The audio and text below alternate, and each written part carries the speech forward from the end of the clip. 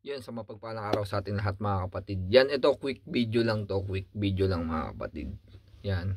Unang-una, gusto ko lang magpasalamat kay kapatid Brad Wins. Yan. Dito sa project na tuot ko. Yan. Na-vlog ko na siya minsan. Na-vlog ko na rin tong project na to. Pero gusto ko siyang pasalamatan muli. Dito sa napakaganda at napaka-solid na project yan. May print din siya sa likod yan. Napakaganda niya. Then gusto ko rin pasalamatan ng isa sa mga solid nating kapatid talaga. Yan, si Brad Chan. Matagal na to, matagal niya nang binigay ito. Kaya lang matagal ding natambay sa Pinas yan.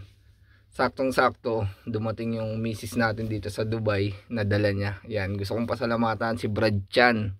May note pa, talagang nakakataba ng puso, no? Yan, salamat sa iyo kapatid.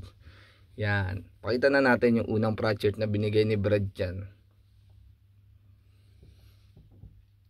Napaka-solid na ito kapatid, large, size large siya.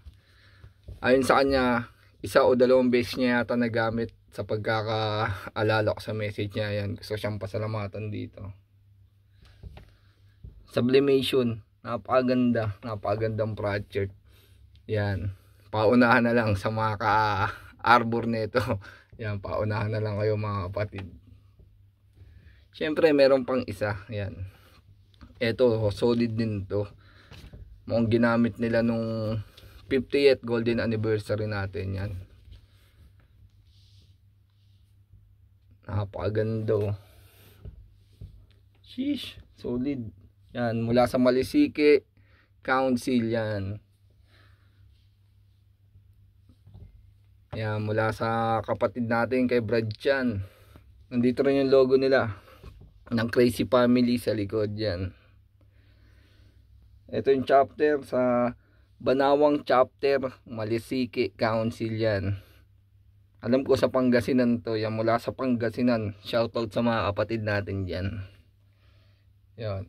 At syempre yung pinakapang main event natin. Yan. Hindi ko na puputulin tong video na to. Tuloy-tuloy na to mga kapatid. Yan. Ito talaga yung pinakagusto kong sabihin sa lahat. Alam naman natin yan. Hindi tayo lahat perfecto mga kapatid. Yan, tulad nyo, nagkakamali rin ako.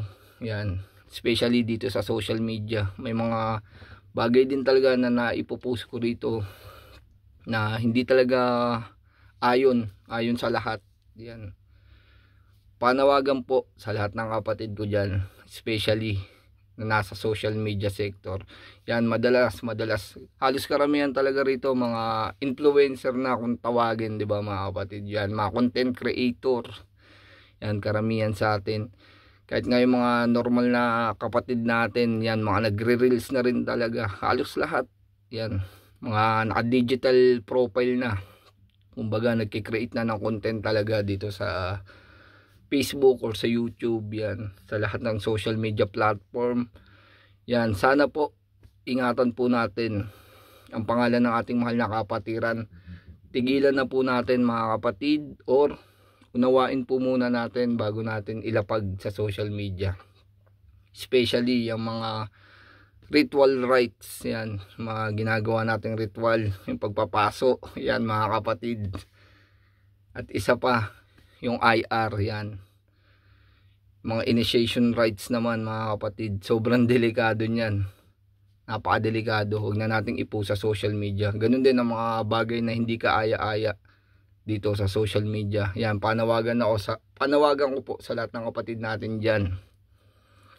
Sa lahat ng kapatid, iwasan at ingatan po natin ang pagpo-post ng hindi maganda dito sa social media.